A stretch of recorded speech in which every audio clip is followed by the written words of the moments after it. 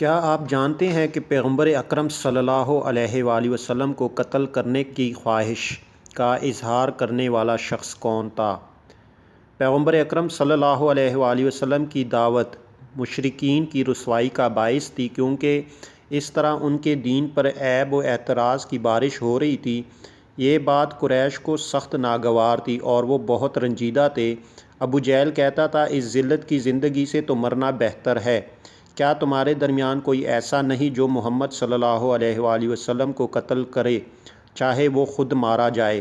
سب نے جواب دیا، نہیں۔ تو اس نے خود اس کام کا بیڑا اٹھایا اور کہا، میں اسے قتل کروں گا۔ اب بنی عبد المطلب کی مرضی ہے، چاہے مجھے قتل کر دیں چاہے چھوڑ دیں۔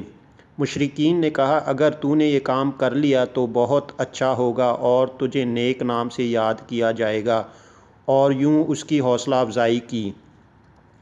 ابو جہل نے پیغمبر صلی اللہ علیہ وآلہ وسلم کو قتل کرنے کا یوں منصوبہ بنایا کہ وہ چونکہ کثیر السجود ہیں اور اکثر اوقات خانہ کعبہ میں سجدے کے عالم میں ہوتے ہیں، لہٰذا جب وہ سجدے میں ہوں گے میں ان کے سر پر پتھر مار کر انہیں ہلاک کر دوں گا۔ جب پیغمبر اسلام صلی اللہ علیہ وآلہ وسلم طواف و نماز کے بعد سجدے میں گئے تو اس نے اپنے منصوبے کو عملی جامہ پہنانے کی ٹھانی، لیکن جیسے ہی وہ آپ کے سر کے قریب پہنچا تاکہ منصوبے کے مطابق عمل کرے تو ناگہاں ایک نر اونٹ کو دیکھا جو منہ پاڑے ہوئے اس کی جانب آ رہا تھا۔ اس نے جو یہ منظر دیکھا تو گھبراہٹ کے مارے لرزنے لگا اور پتھر اس کے ہاتھ سے گر گیا اور اس کا پاؤں زخمی ہو گیا۔